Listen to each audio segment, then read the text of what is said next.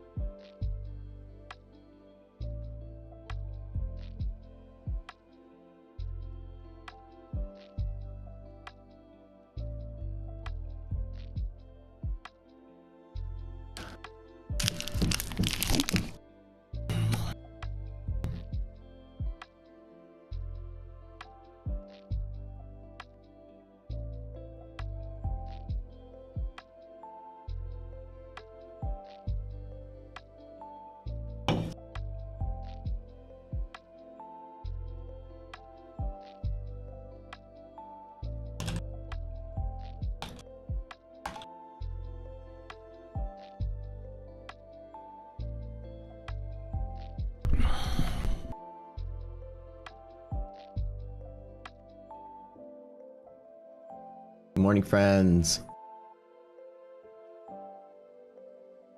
Marketplace site got a big release last night, so that's pretty good. We're gonna be working on a little bit of that today.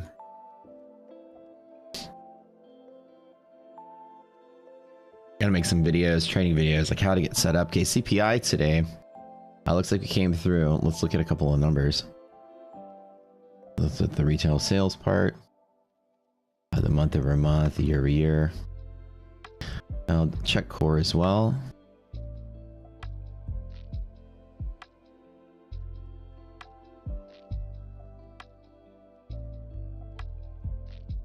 And what the heck today? Retail sales month over month. All right, a lot of data to chew on. Hey, morning. Good morning. Hey, what's up, Violet? Tom, Edward, Goldie stocks. Chase, what's up?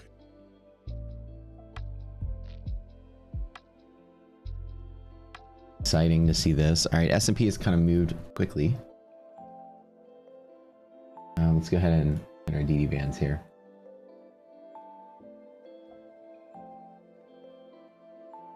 $36, 53.01. The S&P tapped upper DD band, did it? It sure did.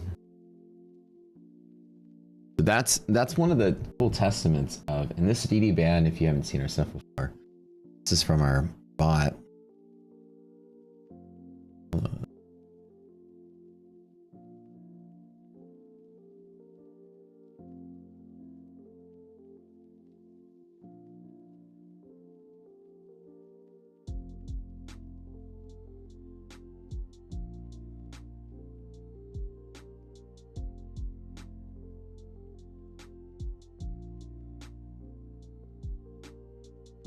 All right.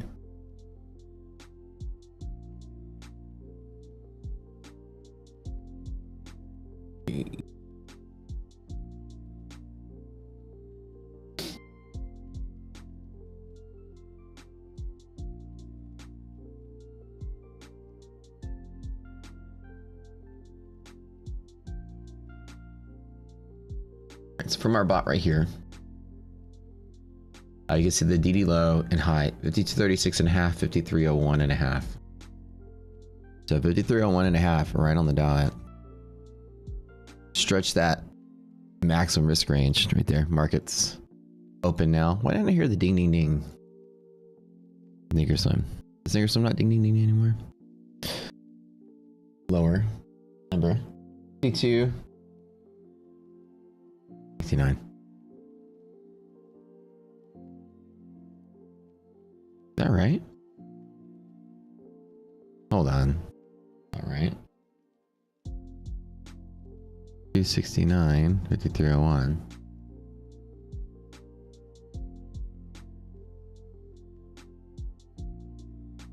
Oh, I guess that is right.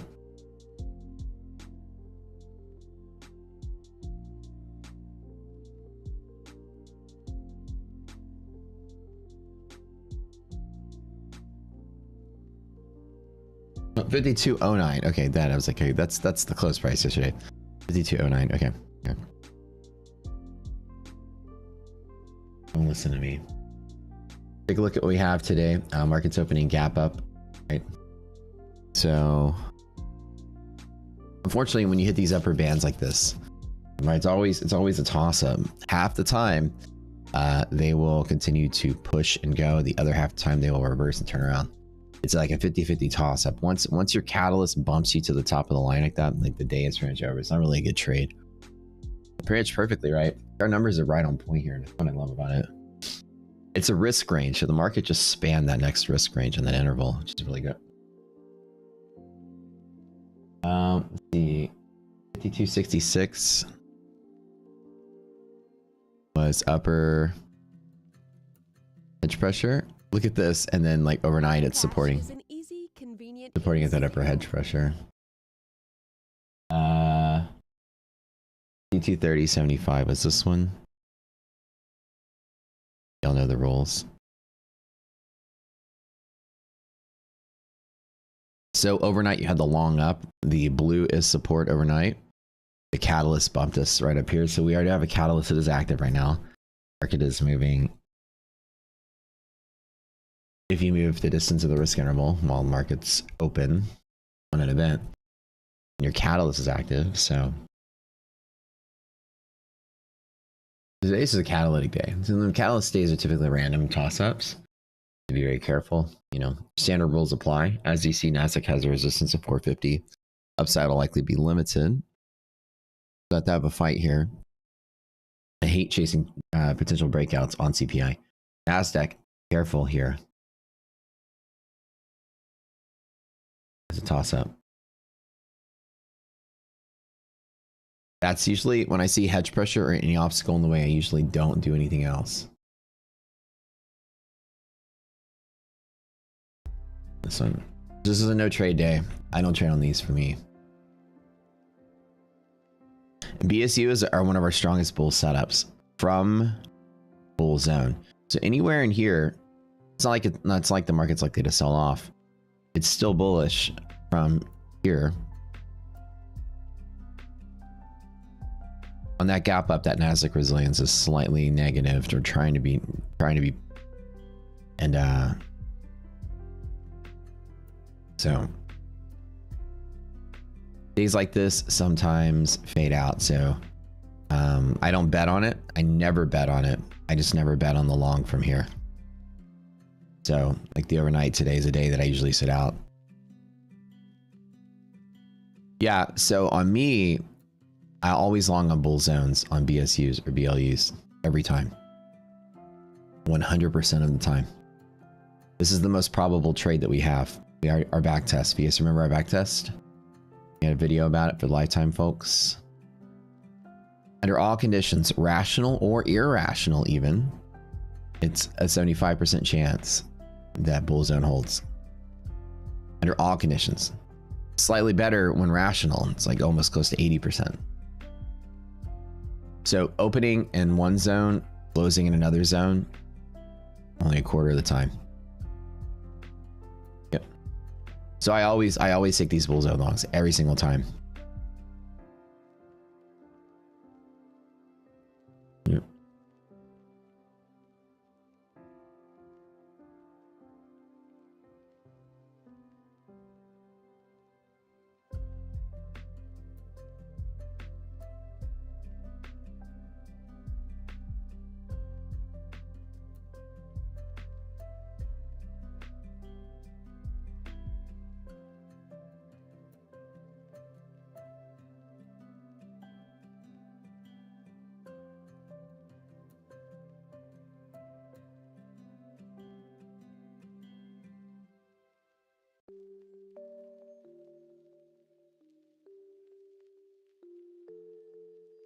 Videos today.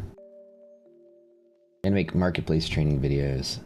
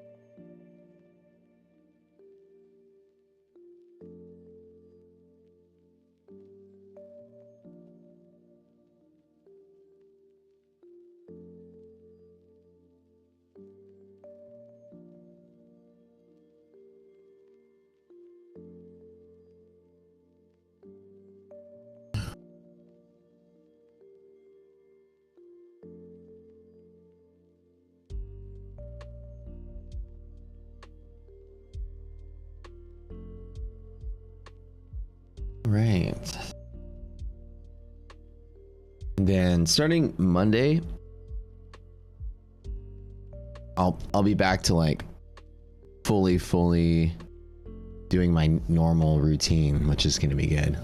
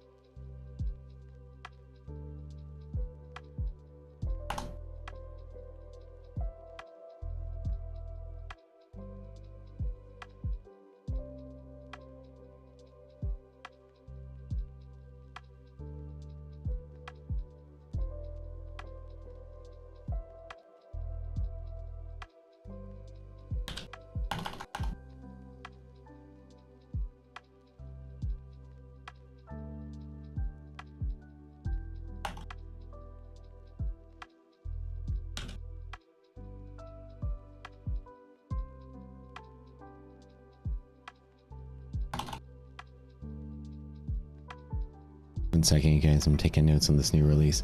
Yeah, there's no trade setup today, which I'm just going to be in chill on this.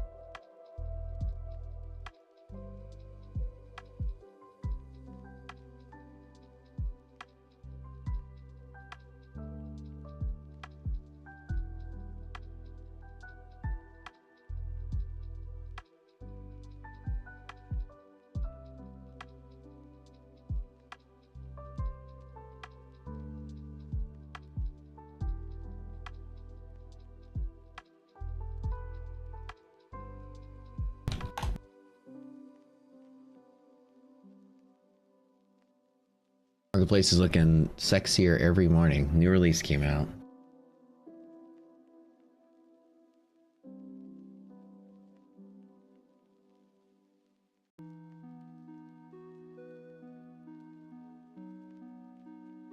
Yeah, so as soon as Monday rolls around, the next thing we're gonna do after that release is start working on platform again.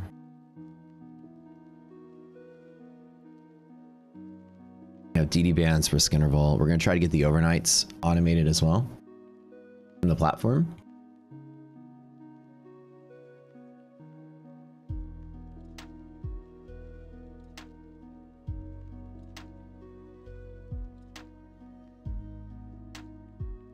Yeah, I know you guys have been waiting patiently for that, so I appreciate y'all. I mean, they're in the bot, which is still there, but obviously could be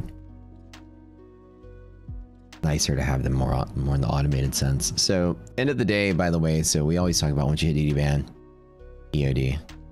Day's over for me. I wake up, there's no trade to make. We have bullish pressure from here. BLU 1B. Set up as well, I like for that one. Resilience is greater than 0, so we have support there and support there. Res greater than 0 is supporting at half cap when you're in the box, and then when you break through and bounce, it's support on the upper end of the box. The gap and go continues to persist. So all in here, there's long pressure. But be careful, NASDAQ is starting to diverge. The divergence light is on. So NASDAQ is negative while the S&P is positive. So some of the NASDAQ stocks from here are trying to pull back to here. So NASDAQ wants to do this.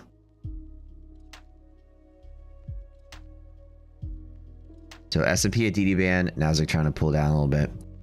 This is not a long setup from here. Do you understand my thoughts on that one? Cool.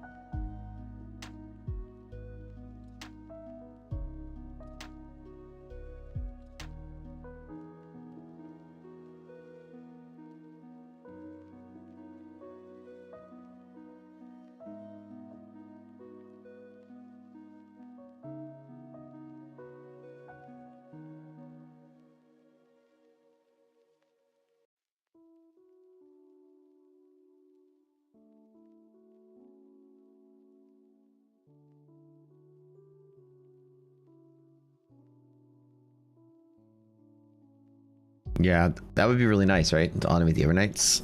But yeah.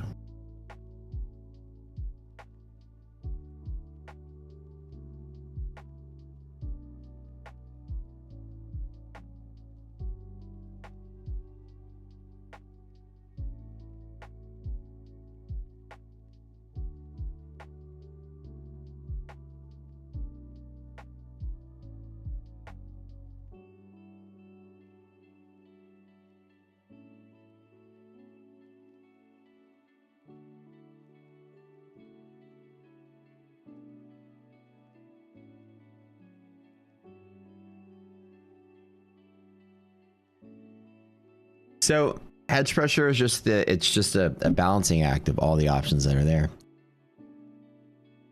So who would have known that it's there? Well, lots of people. That's just where it ends up being. Like maybe information's leaked, maybe market makers just position against a range. Whatever it is whatever it is. But yeah, it's a great thought, right? How do they know? Setting a pump like this, typically from the close, markets pump one risk interval up or down as normal in an event. So when an event happens, that's kind of the range it expands to. So people tend to position outside of that range just in case. The expected range typically is like one risk interval ish, give or take. Like the expected range, that's a different indicator. So that range is tend to. So people tend to position outside of those ranges. They sell options outside of them. That they basically become worthless very quickly when you don't break that range. So there's options buyers there for sure. Or maybe people that are short in the market and they want to protect their short. So they're buying options. Call options mostly. Right there. Just to protect their short in case there's like a runaway chain reaction. You just took 23%. Dang, bro. Good job, good job. This little scalp there.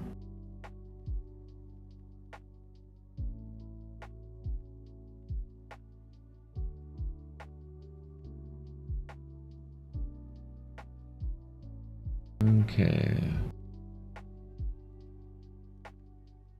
Categories. I'm reviewing the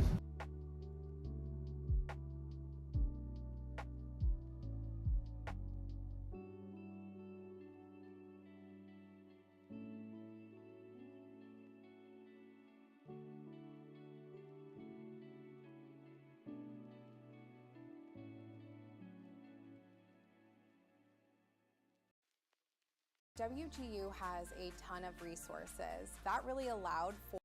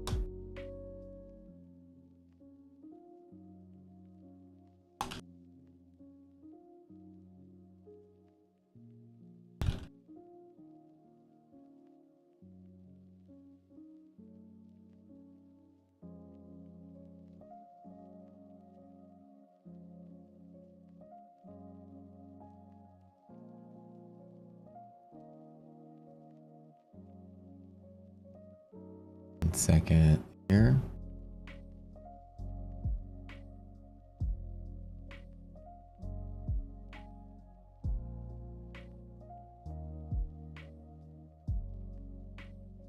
Do some little review process on this one.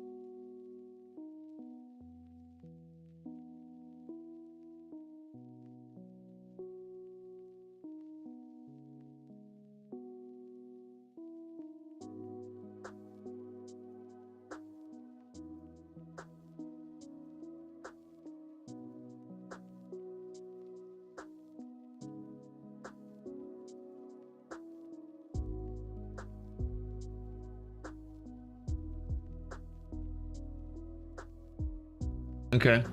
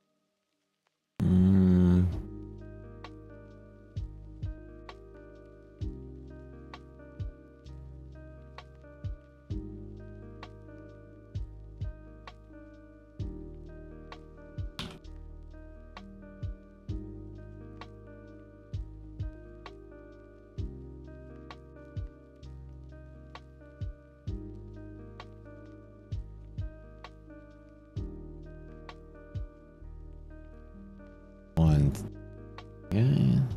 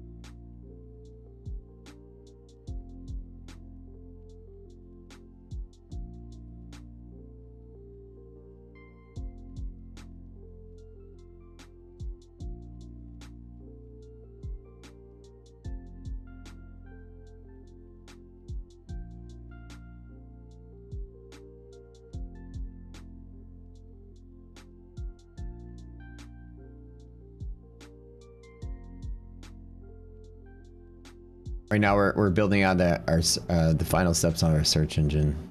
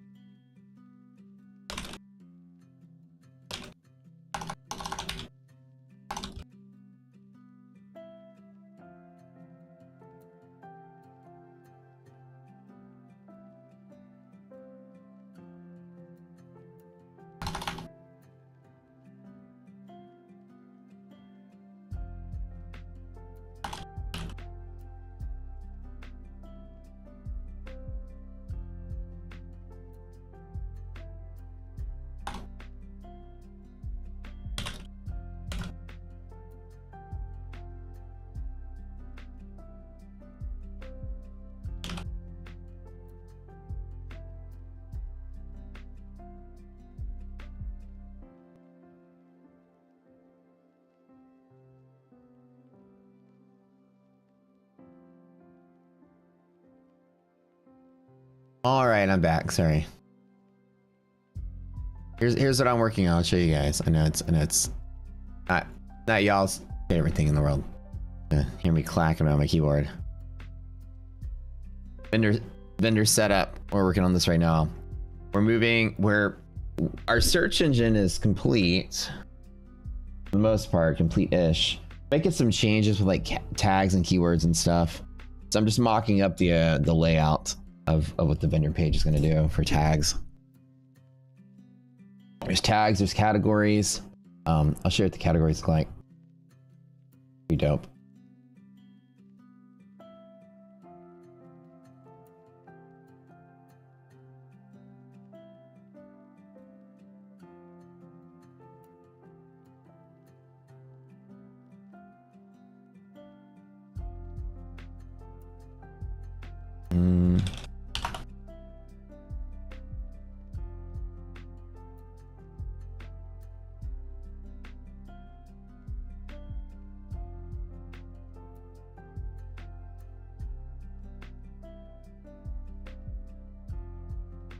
So, like, category here.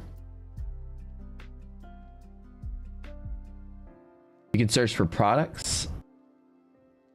You can search for vendors.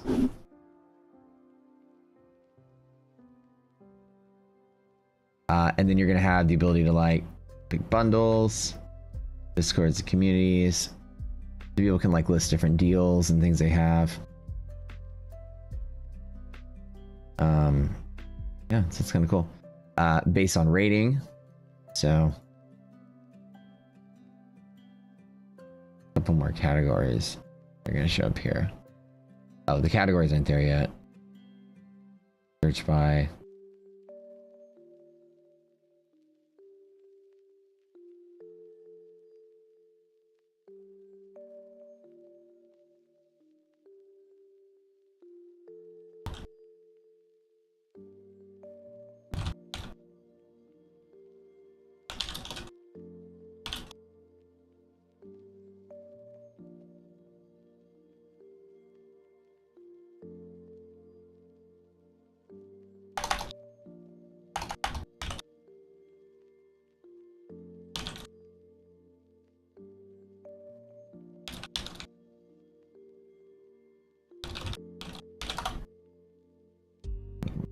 thing here.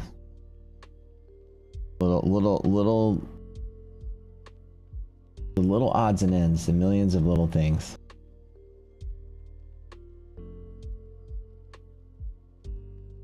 Search engine, yeah. So for you to be able to like search exactly for what you're looking for, like so you're like our stuff, market maker, positional analysis, right? You want to search for other positional analysis communities or tools or whatever out there. You'll be able to search for it, exactly what it is. So when I make a product, I can create tags or keywords for it to help you find it specifically. So you can find like-minded products, things that are like hedge pressure, or that synergize well with it, or anything that's looking at market maker, and you want to go out there and find it. Catch up on the true crime, Barb. Take it easy.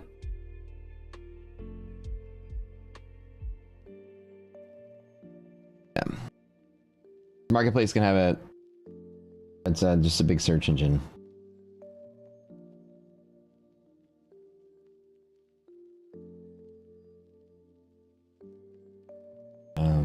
Like Amazon.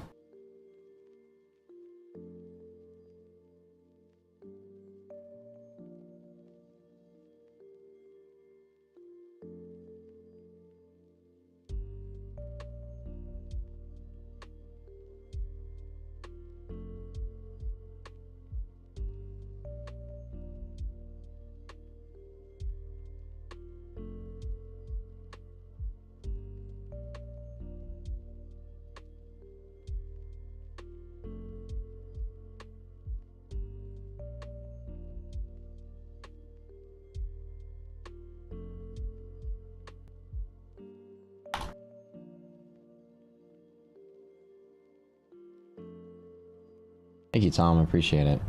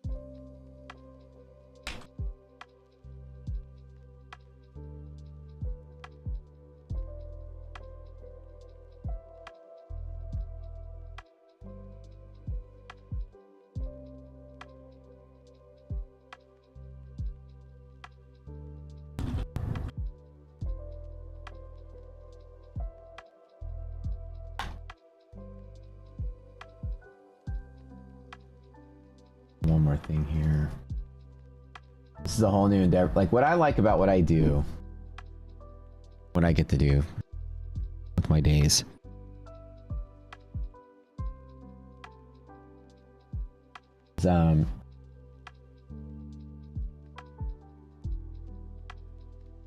Is that each time I get to build something,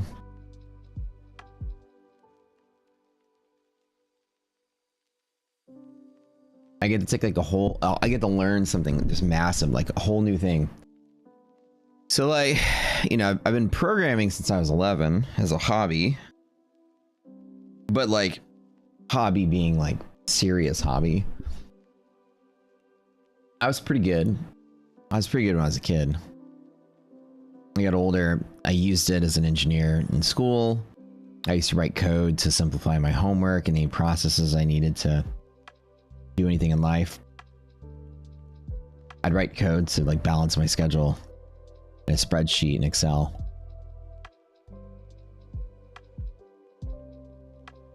Like mathematically organize my week. I had 3 jobs in college. I was doing chemical engineering. I had 2 minors with a biology focus.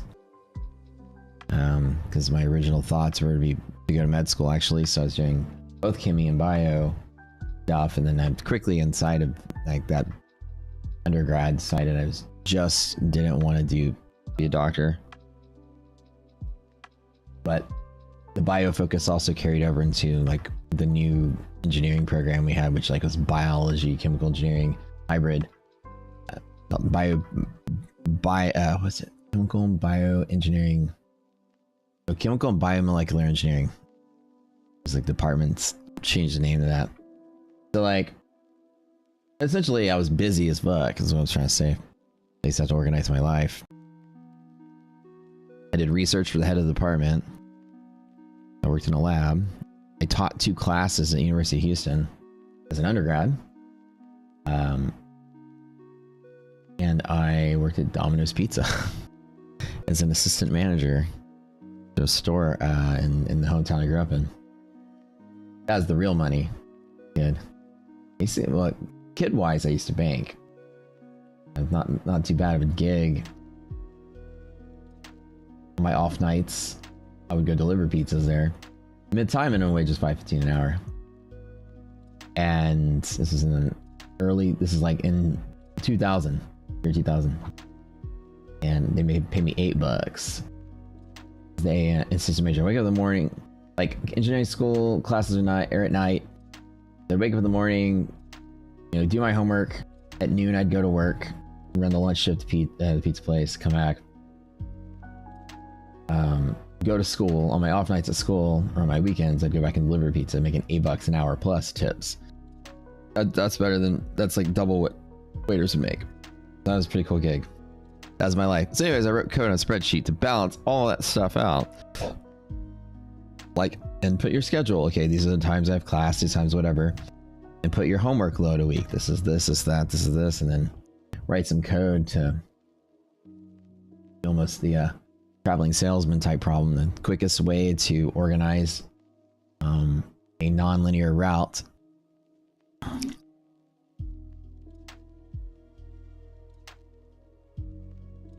shit I used to do. So programming became like a hobby to me, but more like a make my life easier thing. And I was always trying to experiment with ways to do it. And then when I worked as an engineer, I was writing code to help balance some of the reactors I would run.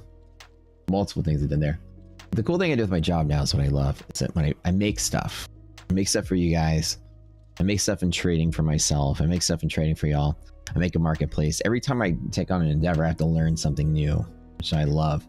And I suck at it at first. I get to learn from my mistakes and get better at it.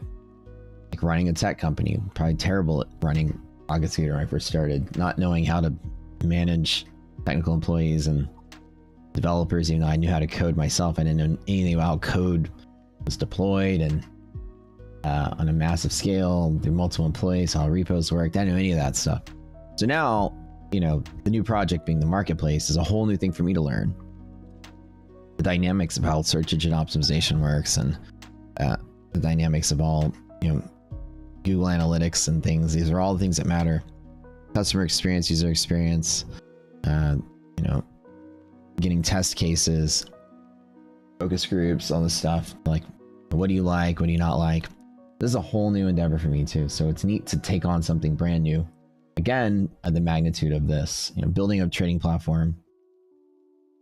Figured out how to do it. We did it. Now building this marketplace and search engine, Amazon comparable level of finding products for people and vendors listing products and things like that. So I've done so much research on how marketplaces work and how to optimize, you know, different things from customer perspective, user perspective, administrator perspective. So it's fun to always be making something. That's what I'm very fortunate that I get to do this for a living. All right. Let's go back to what you guys are saying now. All right. RIDD ban panel should be attempted to be worked on after probably Monday. Mondays are big, kind of like, I call it the soft launch, but it's really the launch. Marketplace is going to launch with limited product features. Like RocketScript isn't out yet, so you can't buy indicators or alerts or text alerts yet. Scanner settings. That's coming out within the month, so that's already done. It's just not deployed yet. Immediately after the marketplace items are completed for that Monday thing, the very next thing we're gonna do is repair the DD and misc interval bot. Is the next course of action. and get that fixed. And I'm going to put in a project to try to get the overnight dynamics created.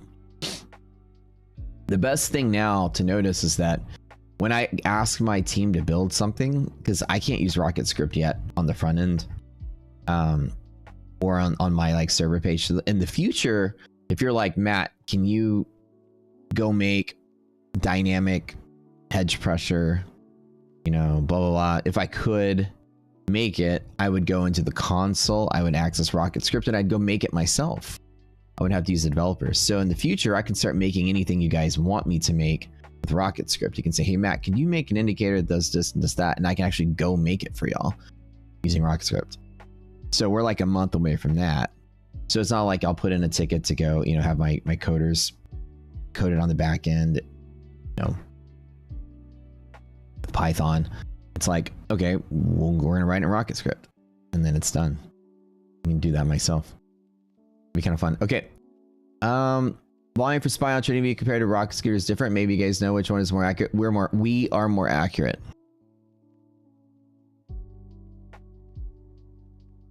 Yeah. Our data is full UTP, A and B. So volume is different. The way volume aggregation works is that there are 50 different sources for what's considered a trade. What you guys experience mostly are like the trades on the exchanges. Okay. Every trade counts towards the total volume. There's a massive list of... and another thing is you might have paid data or free data differences. You might be buying different data package and not even know it. So data aggregates, dark pool is part of it. Let me look at this. Let me try to find.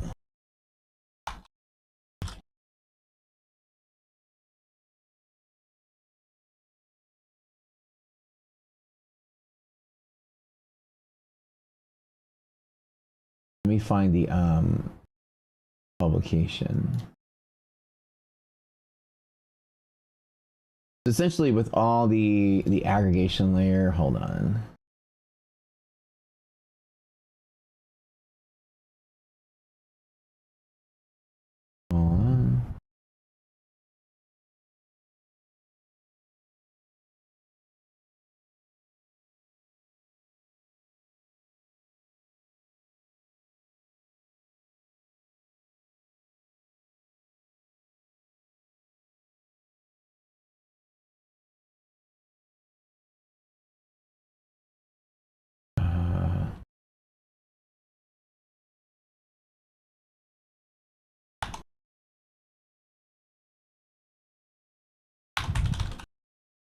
Let me see if I can find that.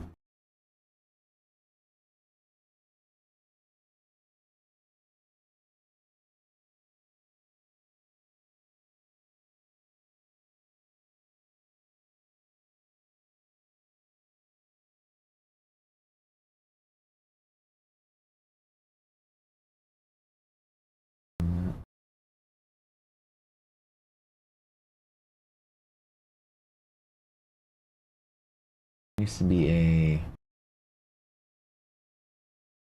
gotta find the documentation.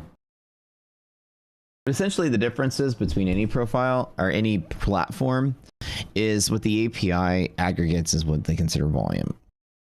So like an example is Thinkorswim may omit big dark pool filled volume from the volume bar. That way, you know, whenever you're seeing trades, you ever see like in Thinkorswim, you'll see like a candle that does this. It just has like a quick, like a giant tail that goes all the way to the bottom, and your volume just looks like it didn't even see it. Like it's a tiny, it looks like a tiny order.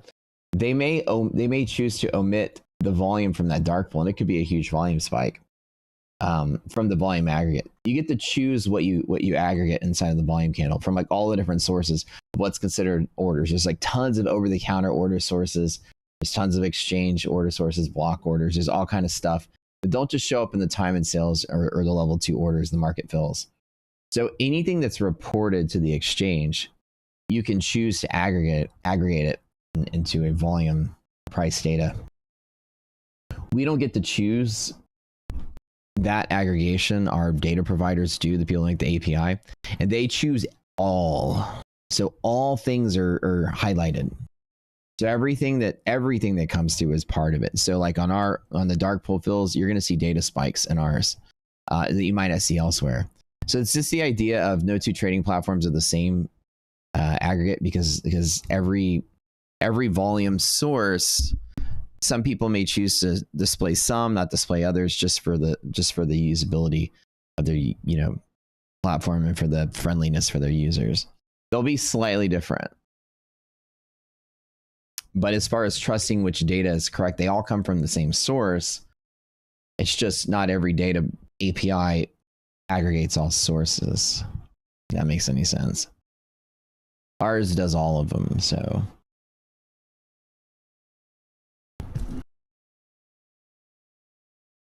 But when you put, we did a case study for one of our white labels. When you put TradingView and Thinkorswim, our platform next to each other, all three of them are different, slightly. Candle days are pretty on point-ish for the most part. Like I'm talking like a tick. It would be like a penny off if there's anything. Some of them update faster than others. Ours updates every second. The volumes are definitely different, but a spike, it'd just be the recorded volume, like the amount of volume. So even Thinkorswim and TradingView are different. If you put them side by side, you'll notice it as well. And again, it has to do with the data APIs. There's just no, it's kind of like the atomic, or not the atomic, what they call it, the official clock everybody syncs their computer to. There's no like official data source that everybody has. So your candles are being identical on all platforms would be lovely. But since Wall Street's such a convoluted spaghetti bowl of things, there's so many things that take place, it's not that simple. I wish it would be, but it wasn't. Any thoughts on Oklo Inc?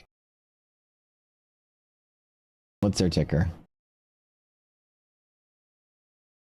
I'm assuming Oklo.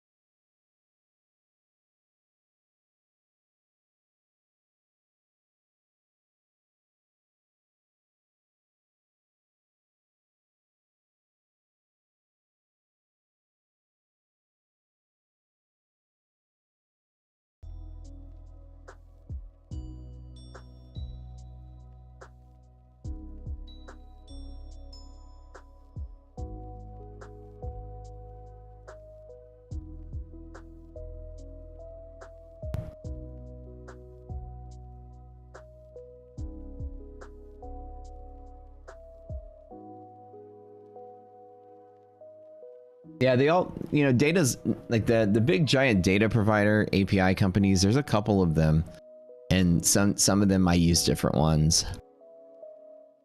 So the time and speed may vary when it's reported. Another thing is like it even comes down to the wire of like I met with somebody at the CQG event. It's so awesome. When I went to this event hosted by CQG, which is our futures API, and CQG is what lets us connect to brokers and futures data through those brokers. At the event, I met a lot of industry people. It's not people you guys would know, but it's people like at the broker level. So there were a lot of futures brokers there, commodities brokers, FCMs, clearing firms. A lot of clearing firms were there. I hung out with some guys, so I think they were called Advantage Futures. I think is that the name of the company.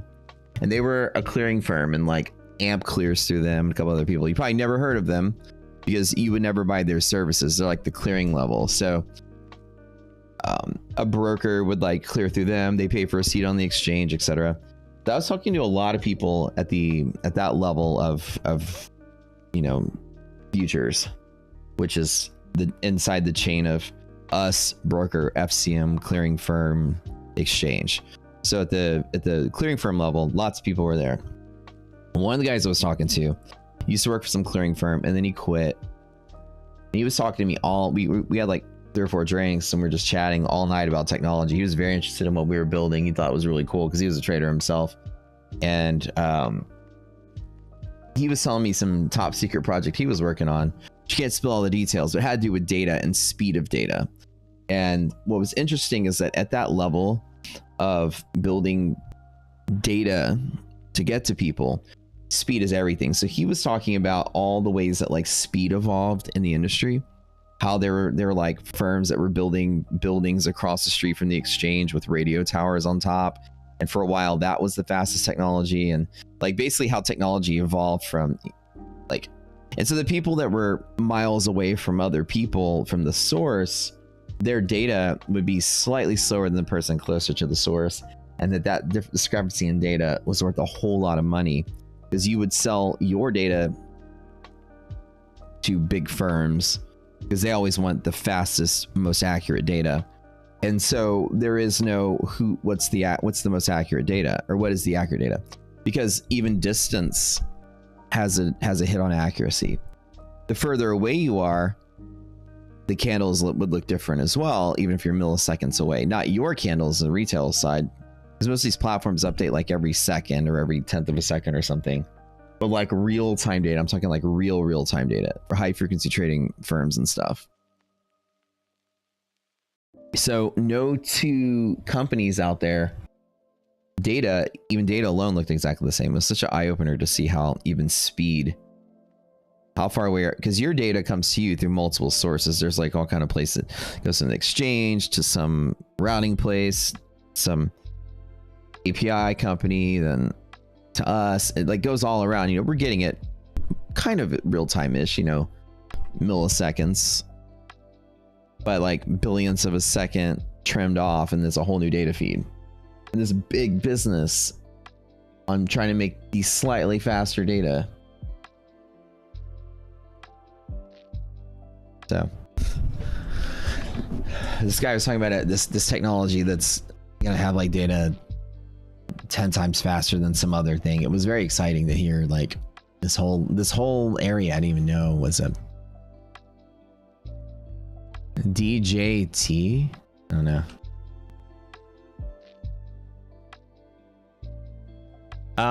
We have it. So if nobody's ever searched for it before in the platform, then we don't pull options, because we pull our options at the beginning of the morning. So once we pull the options, we don't pull it again. If nobody's ever searched for it, it's not on our list. So if you search for it once, it trains our list to add it to the list for tomorrow. So tomorrow it'll have the data pop up. So we have like a dynamic list that you guys build on the fly. Yeah.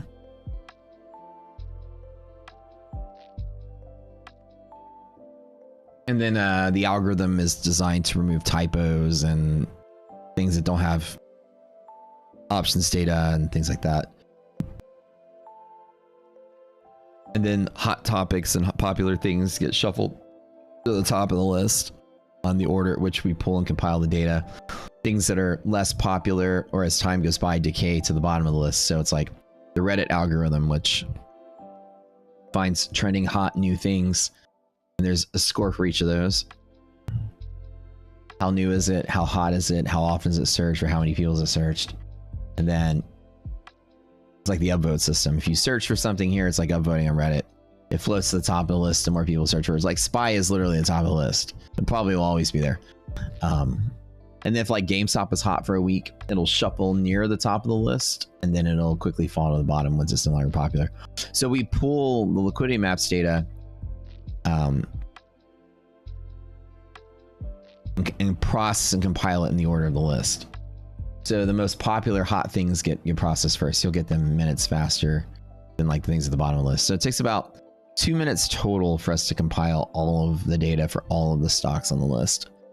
30 seconds, SPY is done. Typically, we run the data 30 seconds in to give it some time to develop. Once all the options trading is done, then we run the liquidity map algorithm, and it starts just chunking them out one at a time. So DJT probably not on the list. It'll probably be there tomorrow though. right, you guys, we love y'all. No trades today. Market sitting, DD bands, and call it. We'll see y'all later. I love y'all to death, and thanks for tuning in every morning. I'll be back to like fully live trading, new show probably Monday, new show format, camera, guests, speakers, everything starting Monday, and I'll be back to my just basically I won't have like millions of morning meetings anymore. I'll be like fully here. All right, love y'all.